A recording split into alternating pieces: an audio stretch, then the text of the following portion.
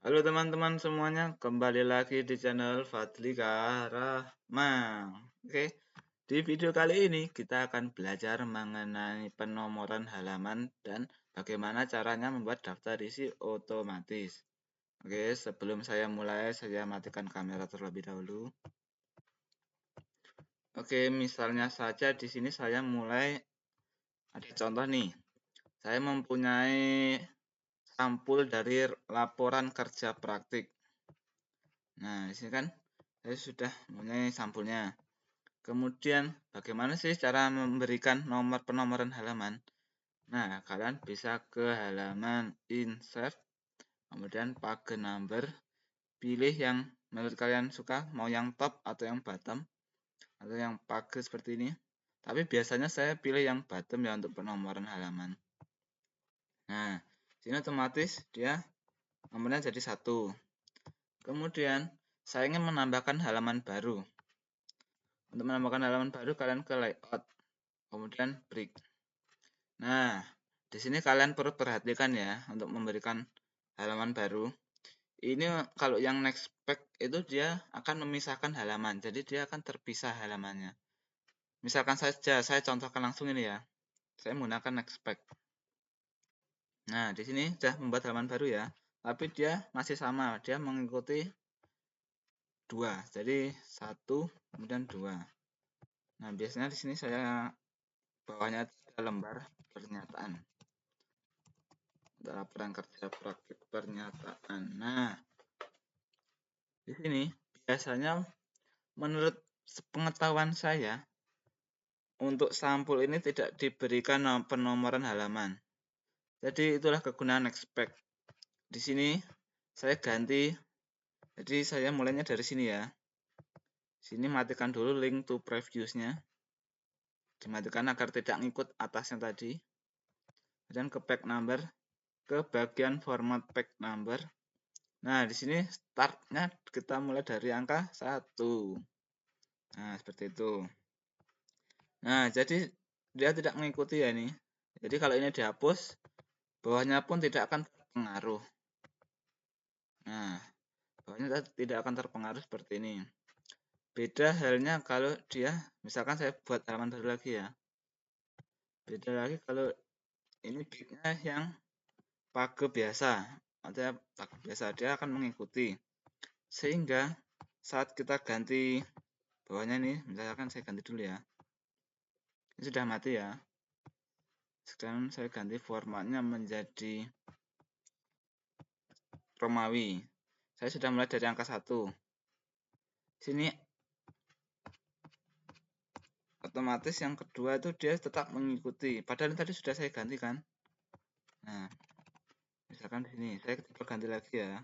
Ini kan kedua. Ini mati, sudah mati. Kemudian sama back number.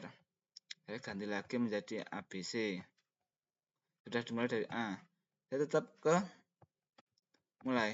Nah, tetap akan menyambung. Padahal sudah saya ganti di sini ya. Tuh. Nah, itu bedanya dari next pack dan yang pack biasa. Jadi kalian harus perhatikan ya di situ. Nah, sudah. Nah, biasanya di bawah ini kita ganti yang Romawi kalau untuk laporan kerja praktik. Pakainya yang Romawi kalau saya.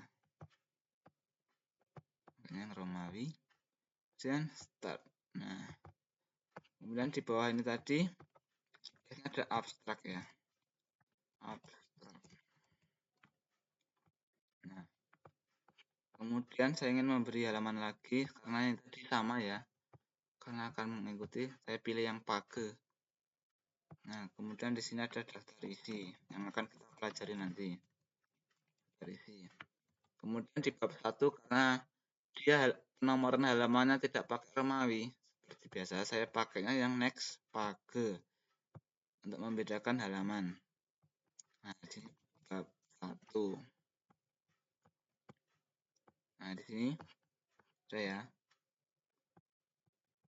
Misalkan sini saya isi sembarang dulu ya. Contoh isi dari lembar pernyataan. Ini contoh saja.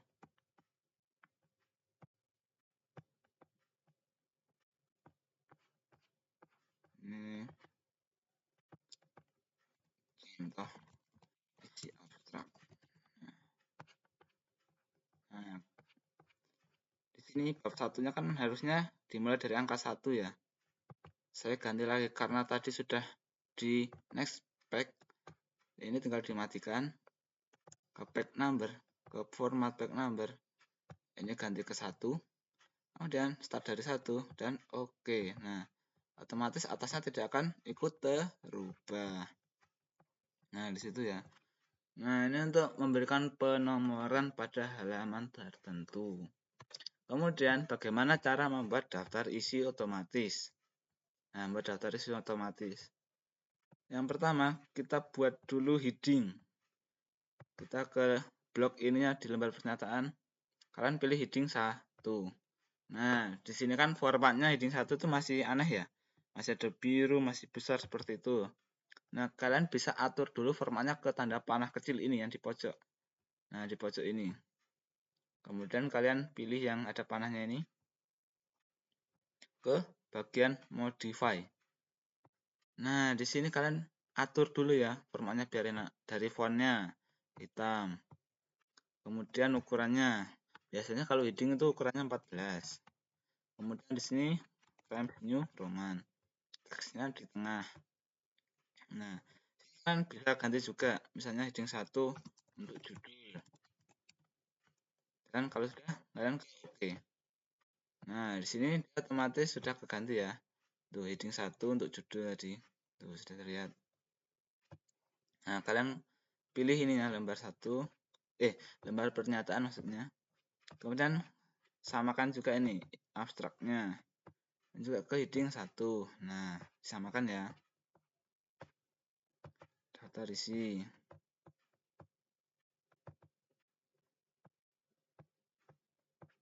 Dan bab 1. Nah, kalau sudah kembali ke daftar isi, enter dulu. Nah, kemudian ke bagian reference ya, ke table of content. Nah, di sini ada 3 ya. Ada automatic. Kalian pilih yang automatic table ini ya. Nah, jadi dia otomatis sudah terganti seperti ini. Lembar pernyataan 1 abstrak, benar ya ini tadi. Sudah sesuai kan. Nah, di sini kalian bisa ganti juga. Ini dihapus. Nah, seperti ini bisa. Nah, sudah sesuai ya. Nah, kemudian bagaimana cara membuat bab 1? Biasanya kan ada subbab lagi ya, ada subbab. Nah, misalkan saya contohkan langsung. Ada isi itu. Misalnya ada 1.1 latar belakang. Bentar ya, biasanya ada latar belakang dulu. Latar belakang. Nah, di sini kalian harus penomoran terlebih dahulu di bagian home. Kemudian pilih yang ini, multi level list. Bagian ini seasanya bebas ya. Saya pilih yang ini saja, yang 1.1 seperti ini. Kemudian pilih yang bagian cange list level yang 1.1. Nah, ini kemudian tinggal 1.2 apa rumusan masalah, misalkan batasan. Nah, seperti itu ya. Dan seterusnya. Ini kalau ingin memberikan isi tinggal hapus isi latar belakang. Sampai panjang biasanya. Nah, sampai segini mungkin. Dan juga sama. Apa masalahnya? Nah, seperti itu ya. Dan seterusnya. Nah, kemudian bagaimana cara ini agar tertampil di bab 1? Nah, di sini kalian blok ininya dulu yang latar belakang. Kalian ke heading 2 namanya. Nah, ini kan heading 2 juga masih template-nya masih jelek ini ya. Nah, kalian atur lagi di sini. Di modify lagi di heading 2-nya. Nah, di sini kalian atur lagi Times New Roman misalnya. Kalau untuk sub biasanya dia 12. kemudian hitam, dan di kiri ya. Oke. Nah, dia otomatis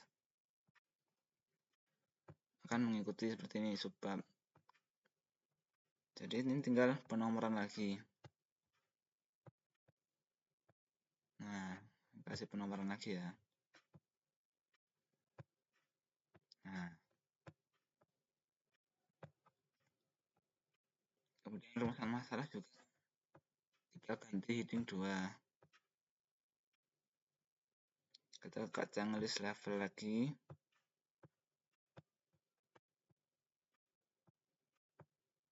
Kacang list bagian 1.1. Nah, ini kenapa dia tidak terganti?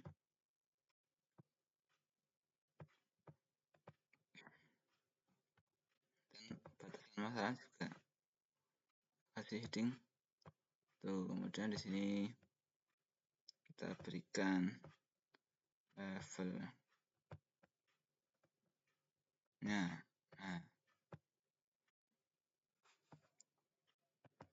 di sini dia formatnya masih belum terubah ya. Nah, kita berikan di sini. Jadi 1.1.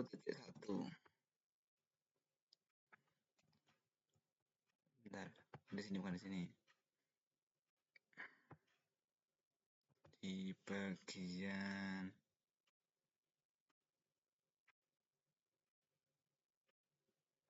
set numbering value sepertinya. Nah,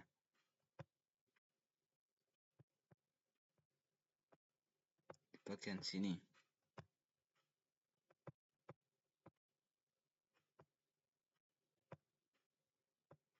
Nah, bagian sini ya. Bagian atau ini saja langsung. Oh, tidak bisa. Berarti harus yang set numbering value tadi. Nah, oke, kalau sudah diisi seperti ini, di update daftar isinya ke update tabel, entry tabel atau semuanya. Nah, di sini sudah otomatis. Nah, ini kan halaman 1 benar ya. Nah, saya misalkan ini ke halaman 2. Saya pilih layout, pilih brick dan yang page. Nah, sini saya pindah 1.2 rumusan masalah ini ke halaman 2. Sini saya update lagi yang semuanya ya. Nah, sini otomatis dia juga terganti rumusan masalah 2. Nah, jadi seperti itu misalkan.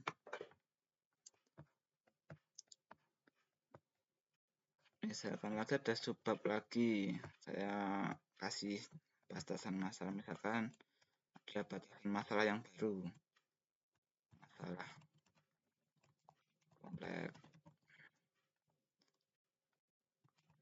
Biasanya dari saya kasih dulu apa namanya heading ya, pakainya itu heading 3. Nah, misalkan ada heading 3, heading 3 nya diedit lagi, dimodify lagi. Nah, di sini disesuaikan ya, sesuai template dulu. Kalau belum sesuai template, nah kalau sudah, sini kita kasih penomoran halaman yang 1.1 titik, berarti yang 13.1 seperti itu ya nanti hasilnya. Nah, ini harusnya kan 13.1 seperti itu. Kita ganti di ini.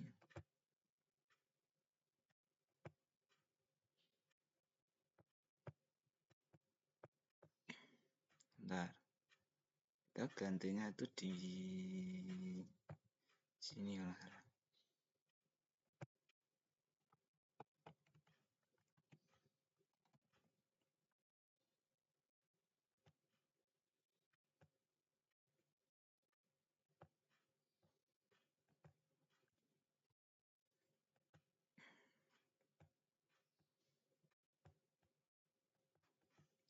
News list.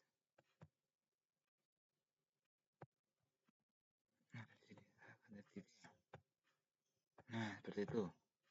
Kemudian kalau mau ganti lagi tadi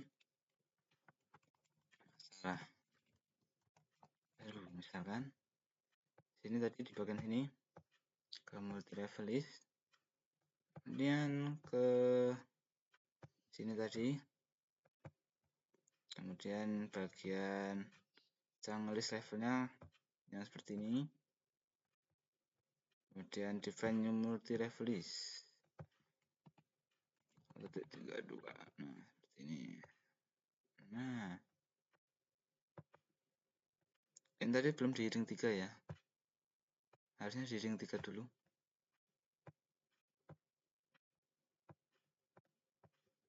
Jangan list. Nah, kemudian kita edit tadi 1.3.1 sekarang 1.3.2. Nah, oke, kemudian saya coba update lagi tabel daftar isinya. Enter tabel. Nah, dia otomatis sudah tertampil di daftar isi. Ini tadi otomatis ya. Kalau ingin membuat tadi, semuanya saya ingin membuat lagi ya. Ini bagian reference, table of content, konten seperti ini. Nah, sudah otomatis ini ya. Oh, sudah tertampil di sini. Sudah teredit semula. Oke. Itu saja mungkin untuk membuat daftar isi otomatis. Selanjutnya kalian bisa teruskan atau kembangkan ya. Atau bisa pelajari baru. Jadi di kesimpulan kali ini, kalau ingin membuat daftar isi otomatis jangan lupa memberikan heading ya. Atau penomoran juga. Karena penomoran ini juga sangat penting untuk membuat daftar isi. Jadi kita tidak perlu membuat manual misalkan satu titik-titik karena itu tidak perlu berarti. Nah, mungkin cukup sekian yang bisa dapat saya sampaikan. Jangan lupa untuk subscribe jika terbantu dan like berguna jika bermanfaat bagi kalian ya. Jangan malu untuk bertanya di komentar